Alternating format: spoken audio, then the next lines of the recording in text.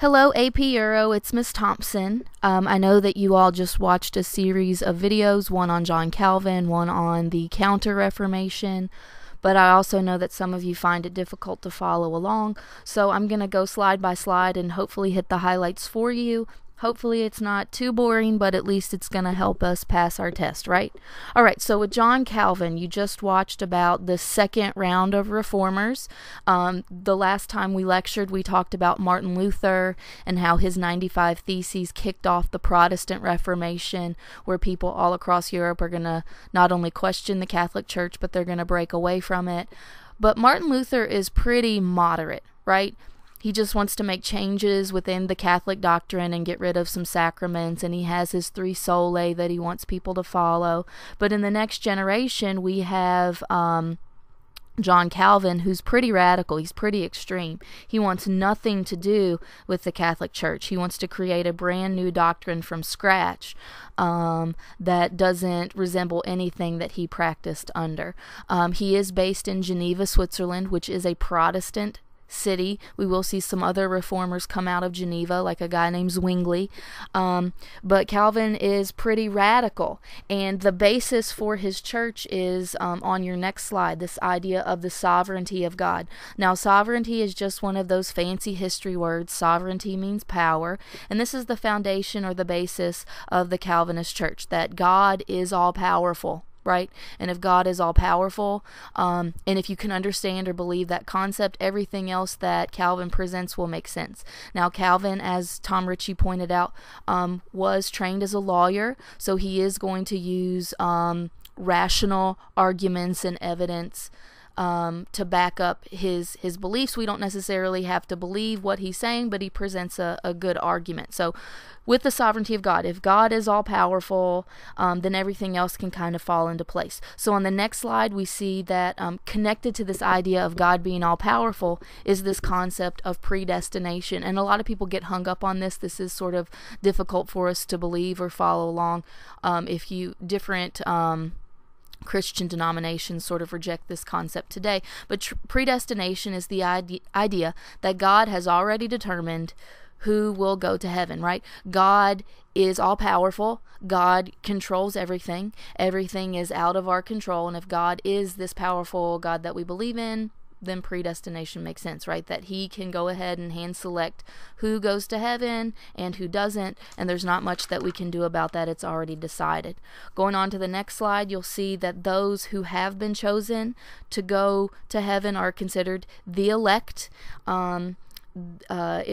It was God's choice, not ours. So free will is sort of out of the question. We don't really have a choice, and that's a big rejection from what the Catholic Church had been saying, that maybe Adam and Eve brought in the original sin, but then once babies are baptized, which is one of the sacraments, then they have the rest of their life to determine through free will if they will live a life based on salvation or they'll burn forever in hellfire and brimstone. And Calvin's saying that that's simply not true, that if God is all-powerful, then why, of course he's going to go ahead and make that decision for us. He's not going to let our eternity rest on the decisions of man, right? Man is stupid or whatever. This is getting a little too too focused on theology. You don't need to know a lot of this, and Tom Ritchie just went over all of it. So if you go on to the next slide, you'll see his 5 points, and he already went over that for you, but the 5 points of Calvinist theology he summed up with the acronym TULIP. T is total depravity. We are unable to choose God's power, right? We're just human. We're stupid humans, right? God has already done all that for us. U is unconditional election. We're totally at God's mercy. There's nothing we could have done to be part of the elect or not be part of the elect. He just kind of went through the list of billions of humans and kind of chose which ones will go to heaven and which ones won't. L is limited atonement. Only those who are elect will be given God's salvation to go on to heaven. I is irresistible grace. That means there's nothing you can do to refuse it. If you're a part of the elect, you're a part of the elect. It's already decided for you. And then P is perseverance of the saints. You can't do anything to lose the election. So if you are part of the elect, you can't break away from that, right? Make sense enough? All right, so Calvinism will spread. Now, despite the fact that we do have predestination and good works don't get you to heaven or whatever, you will see that the Calvinist church is a very strict church. It's a very strict following, and a lot of the practices of the Catholic faith are going to be completely rejected, like this idea of having relics and icons and these lavish, ornate cathedrals that we worship God in. All of that goes away. So iconoclasm, we're going to see that the removal of statues and relics and bronze and marble and gold inlaid in your churches, all that's going to go away, because that lavish lifestyle is, according to the Calvinist beliefs, is kind of in rejection. It doesn't jive with what God would want us to do. So the Calvinists want to go back to a more a simple practice. So no big over-the-top churches, just a simple place where you can worship with some pews and benches and maybe a cross at the front of the church, and that's it. And so in a lot of cities across Europe where we do have big followers of John Calvin, they're going to go around and loot cathedrals and burn them down and destroy statues and burn paintings and stuff because they feel that it's too much. It's too over the top, right? We also see that there's going to be a promotion of dressing really plain, real plain clothes. If you wear something really like big, over the top, lots of fabric, really expensive, that's seen as being vain, and being vain kind of goes against being a good follower of God. So different Calvinist settlements in Europe or in the Americas or whatever are going to have very strict rules on the way you dress. They'll have rules on how many buttons you can have on your clothes. You'll see that in Puritan New England, because anything too lavish or decorative is I guess a rejection of God. It's not going along with what God would want you to do. So even though we do have this church that's preaching predestination and you can't do anything to get into heaven, we do see that they are very strict with the way that they live their life, because I guess in a way maybe they want to show the world that they are the elect, so that they're living this very strict life to show the world that they have been chosen as God's chosen people. A really quick side note before we leave John Calvin. One important thing that we need to note about all of these churches, the Catholic Church, Martin Luther, John Calvin, are their views on communion, because that was one of the big issues with the Protestant Reformation. The taking of the bread and the wine in remembrance of the Last Supper or whatever. All of this was interpreted differently depending on which doctrine you followed. Okay, so if you were a Catholic, if you're someone who followed the Catholic doctrine, you believe in transubstantiation. Transubstantiation is the literal belief during the communion or Eucharist that when you take the bread and the wine, that there is a literal substance change, that the wine turns into Jesus's blood, the bread turns into Jesus's flesh, so you're actually consuming the Son of God. That idea was rejected by Martin Luther. Martin Luther believed in consubstantiation, which means with substance, that the wine isn't turning into blood and the bread isn't turning into flesh. It's more of, as you take in those items, there's a spiritual presence that appears in the church or in the area wherever it is that you're taking the Eucharist, that maybe the presence of God is with you while you take this on. Other reformers like Calvin and Zwingli believe that communion or Eucharist is more of a memorial. It's something that you're doing to remember the Last Supper and to remember Jesus. And in fact, if you read that passage in the Bible where Jesus is having the Last Supper and he gives his disciples the bread and the wine, he says, "Do this in remembrance of me." So all of these churches are interpreting this action very differently, and this is one of the big issues with the Catholic Church and the Protestant reformers. How are we interpreting communion? Is it transubstantiation, where the wine is turning to blood and the flesh, or the bread is turning to flesh, or is this more of a memorial act, or is this a spiritual presence? And they're all having very different interpretations on this activity. All right, so we have looked at how different people in the 1500s have sort of questioned the Catholic Church. They've been developing new Christian doctrine, Martin Luther, John Calvin, all of these people. And I'm sure the Catholic Church obviously isn't happy with the actions of these Protestants. And in fact, they're going to have a rebuttal. They're going to have an argument against all the stuff that's going down. And what I mean by that is we're going to see that there's a counter-reformation. As Tom Ritchie pointed out, Sir Isaac Newton said, for every action there's an equal and opposite reaction. So as Martin Luther is protesting against the Catholic Church, and Calvin and Zwingli and all these guys are coming up with alternative types of Christianity, the Catholic Church rises up and they say, hey, we have to make a counter argument. We have to show that these Protestants have it wrong, right? So during the Counter-Reformation, there are three key elements that we need to look at. We need to look at this big meeting that the Catholic Church has called the Council of Trent.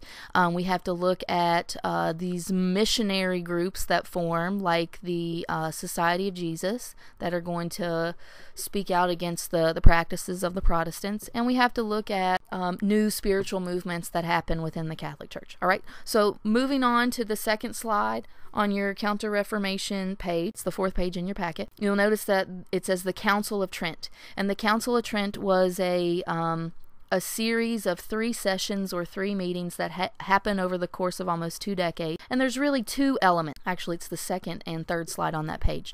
We see that the Catholic Church is going to focus on the affirmation of Catholic doctrine. To affirm means to make concrete, right? To prove. So they're going to look at all of these practices within the Catholic Church that have been questioned by people like Martin Luther and people like John Calvin, and they're going to show why the Catholic Church has the practices that they have. They're going to use scripture in order to prove those practices, right? And then the second element is reformation. We want to reform. We want to change. Even people within the Catholic Church realized that there were some junky things that were going on. There was some corruption and some practices that needed to be reformed or changed. So there's 2 elements: affirmation of Catholic doctrine and reformation of church practices. So if you turn to your next page, we'll look at affirmation of Catholic doctrine. And when the Council of Trent met, they looked at how there are 3 sources of authority. There are 3 elements where the Catholic Church gets its power or authority. And they're listed on that second slide on that page. One source is Scripture. Okay, you go to the Holy Bible in order to find where the Catholic Church can get its power.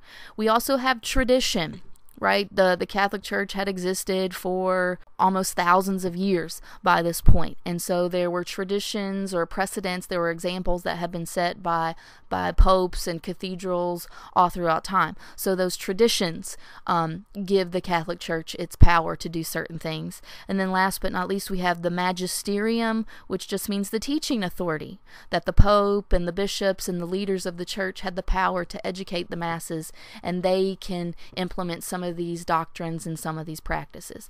Now, these 3 sources are pointed out in order to contradict what Martin Luther said. If you remember, he had his 3 solae, and one of his onlys was Scripture alone.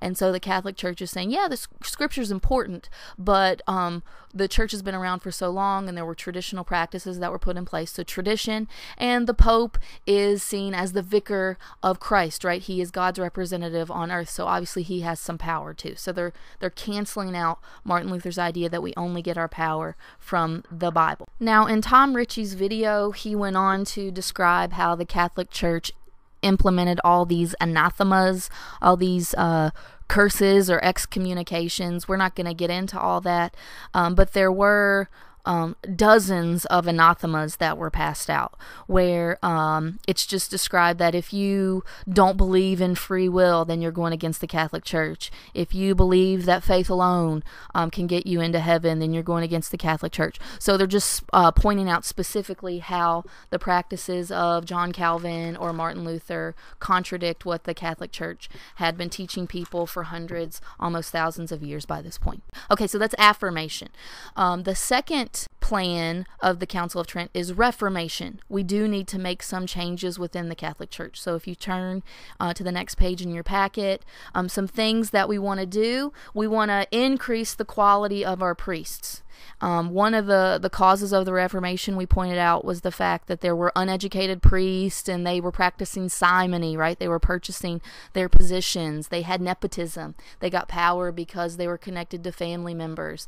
They have absenteeism. They have too many jobs all across the countryside. So we want to get rid of all that. We want the congregation of the Catholic Church to have faith in their spiritual leaders. So in order to make sure that our priests knew what in the world they were doing, we're going to create seminaries. And seminaries are Bible colleges, essentially, where priests are going to go and they're going to learn the Bible. They're going to learn theological practices throughout history. They're going to go to school for years and years and years. They're going to be some of the most educated people in all of Europe. And then that way they'll be able to lead their masses on to salvation. All right, so we're going to make sure that the priests are super smart. All right, turn to the next page in your packet. We want to get rid of corruption. Now, the biggest issue that kicked off the Protestant Reformation was this idea of indulgences. Now, indulgences is the concept that the Pope can give people forgiveness of their sins. The Catholic Church believes that that is okay because as the vicar, as God's representative on earth, he is able to pass down that forgiveness. So through God, God works through the Pope, essentially. Now, the Catholic Church is not going to reject indulgences. They say, yeah, these are okay. The Pope can still do this. However, selling those indulgences in order to build things like St. Peter's Basilica, that's pretty jacked up. So no more selling of indulgences. We want to start to get rid of some of these corrupt practices. All right, so that is the Council of Trent. That's huge. During the Counter-Reformation, we want to affirm Catholic doctrine. We want to reform bad practices. All right. The next element of the Counter-Reformation is the creation of religious societies to promote the Catholic Church. The most famous one is the Society of Jesus, also known as the Jesuits. And on the second slide, on that fourth page in your Counter-Reformation packet, you'll notice the symbol of the Society of Jesus. Now, this organization was founded by Ignatius of Loyola. Ignatius of Loyola was a knight. He converted to become a priest, and he decided rather than fighting physical human warfare, he was going to fight spiritual warfare at a time when he felt that the Catholic Church obviously needed his leadership. So he is going to found the Society of Jesus. And their mission, page 5, is to lead the Counter-Reformation, to fight against the Protestants, to promote the Catholic faith, to offer educational opportunities so that everybody can learn Catholic doctrine. So there are dozens of Jesuit schools that are founded all across Europe. We see that the Jesuits will also have missionary endeavors. At the same time, we see that some European countries are starting to explore the world, especially countries like Portugal and Spain. And so as Spain is sending its conquistadors over to North and South America, Jesuit missionaries and priests are going to go with them so that they could build forts where they could, mission houses where they could convert the native populations to Christianity and offer spiritual guidance for the conquistadors and those who are exploring the New World. Going along with that idea, we do see this revival of spirituality. There are different leaders within the Catholic Church who have also noticed the corruption that had developed over hundreds of years. Different priests and monks and nuns had decided that they wanted to sort of reject a lot of those lavish practices of the Catholic faith. And one lady in particular was Saint Teresa of Avila, and she was a nun / theologian / mystic, so spiritual, like things happened to her, like visions and that sort of thing. She felt that monasteries, places where nuns and monks live, had become too secular. They were too focused on connecting to the masses. Tom Ritchie kind of pointed that out, that different noblemen would visit the monasteries and they were almost responsible for throwing parties for these noblemen, having big dinners and stuff. And so then the noblemen were like, hey, thanks for the entertainment, here's some cash or whatever. And that doesn't really focus on the ideas of mission work.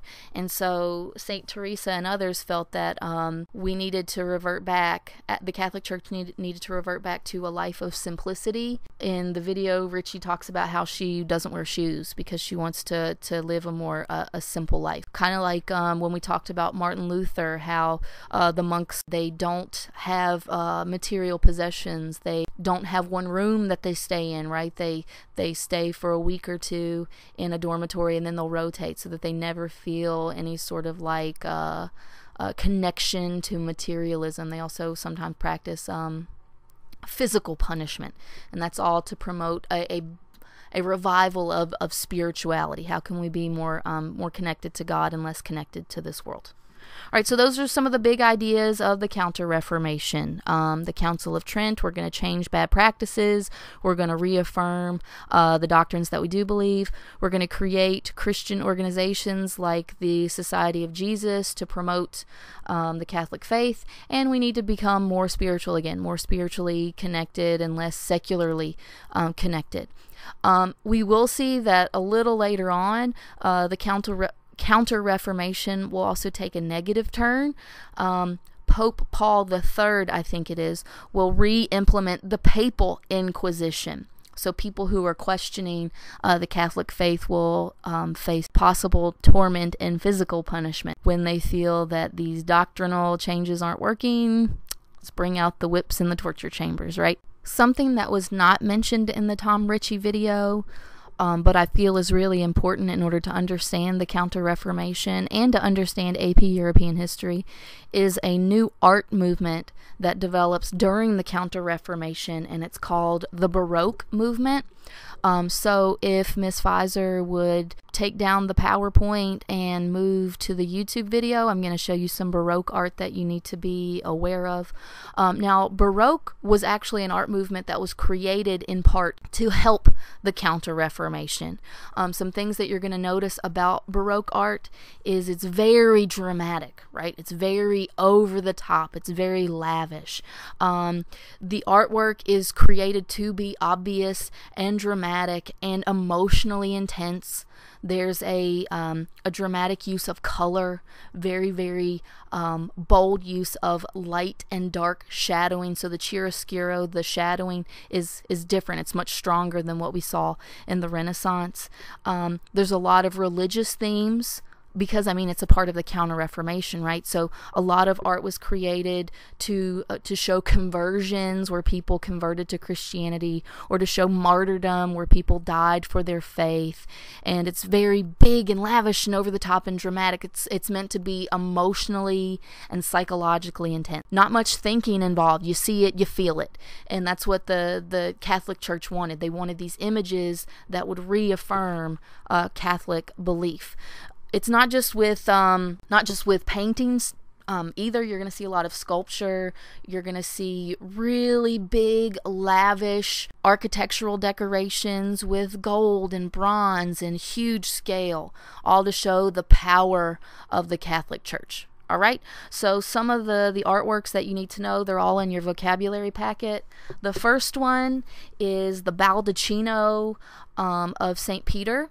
It was created by Gian Lorenzo Bernini. It was created over the course of 11 years, from 1623 to 1634. You don't need to know these years. I'm just telling you for your reference. This baldachin or baldacchino is just a bronze canopy. It's a canopy. These canopies are often created over an altar or a tomb or a throne to give a more powerful feeling. This one's located in St. Peter's Basilica. So right in the center of the church where the Pope is. It's 90 feet tall. It's huge. Your eye is drawn directly to the baldachin whenever you walk into St. Peter's Basilica. You'll notice that the columns, it's all bronze and inlaid with gold, and at the top there are these huge angels that are double life size, so they're like 12 feet tall.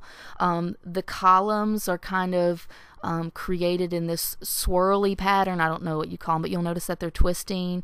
Apparently, our tour guide told us that was done to give the feeling of the St. Peter's ascendance to heaven, because this canopy is actually over top of St. Peter's tomb. St. Peter, the disciple of God, the man considered to be the first pope of the Catholic Church, is entombed inside this basilica and so this canopy is built over top of his tomb. And you'll notice the size, and it's ornate, and it's lavish, it's very decorative.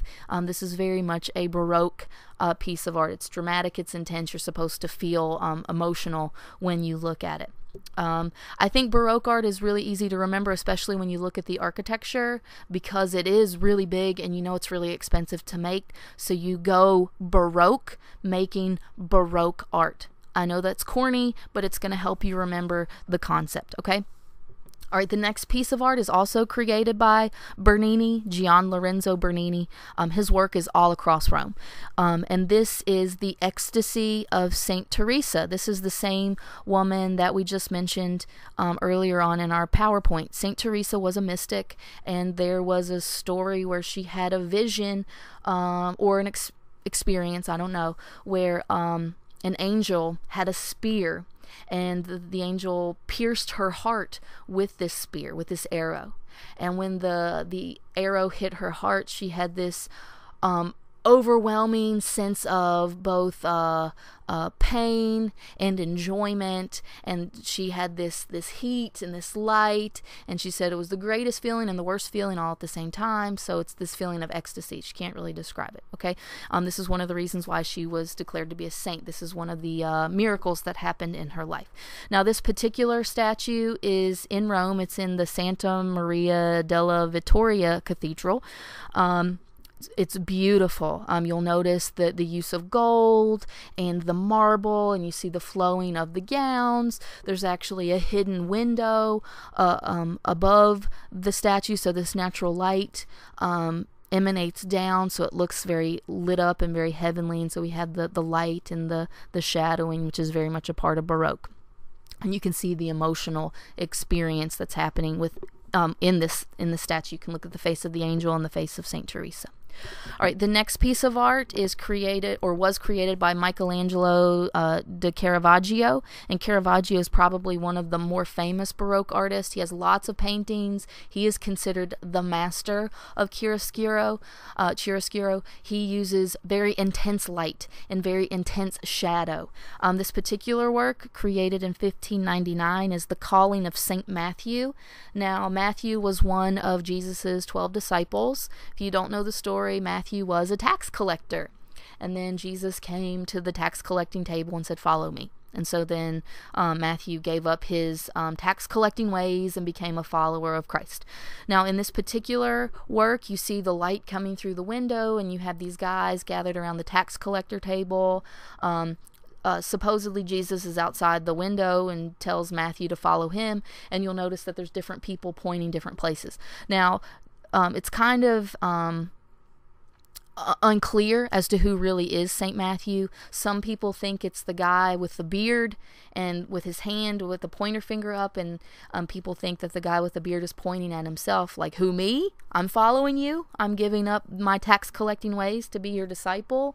Others think that it might be the guy sitting on the left-hand side of the table who's looking down at the money, and that the guy with the beard is like pointing toward him, saying, who, him? He's going to give up his tax collecting ways and follow you. Doesn't really matter, but you get the feeling of the emotional connection where they're breaking away from the secular money ways and they're going to join the ways of Christ. And you do see the light and the dark. It's very dramatic. It's very intense, and there's a religious event that's happening. In the next artwork, it's by a lady, Artemisia, I think that's how you say her name, Artemisia Gentileschi, and she was a woman who was a part of the Florentine Art Academy. This is pretty significant to be a woman accepted into an art academy in the 1600s. This painting, Judith Slain Holofernes, pardon me, I don't know how to say these people's names, but Judith Slain, some guy, was created in 1614. This is from the apocryphal book of Judith, so it was a book that could have been a part of the Old Testament. It's not a part of the official Holy Bible, but it's a story of this Israelite woman who murders an Assyrian general in order to save her people. So you have the religious context of what's happening. You see the light, you see the dark, you see the dude being his neck being cut open and the blood pouring out. So it's very dramatic. It's very emotional, both visually and psychologically emotional to look at. Right. Okay, and last but not least, we have a work by Rembrandt. This is called The Night's Watch, or The Night Watch. It was made in 1642. This wasn't commissioned by the Catholic Church. It is considered Baroque art, but this is showing you sort of a different element of Baroque art. This is a part of the golden age of Dutch artwork. In this particular picture, we see that there's a general and they're getting ready to go fight, right? You do see the light and the shadow, so you see the chiaroscuro work. You see the perception of motion as this general, they're getting ready to march on into formation or whatever. But what you don't realize, maybe, is at this time, the Netherlands, the Dutch people, were actually owned by Spain. They were Spanish territory, and they didn't want to be controlled by Spain anymore. So in order to get rid of Spanish control, the Dutch Protestants and the Dutch Catholics are going to unite. They're going to get rid of the fact that they have all these religious tensions with each other, and they're going to unite forces so they can kick the Spanish out. So that's just kind of a little bit of history behind what's going on in this picture. So this particular image is a Baroque image. It's not necessarily created for Catholic purposes, but there you go. All of those pieces of art are in your vocab packet, so hopefully this will help you get ready for your vocab quiz. AP Euro, I hope you guys are doing well, and I hope to see you soon. Thompson out.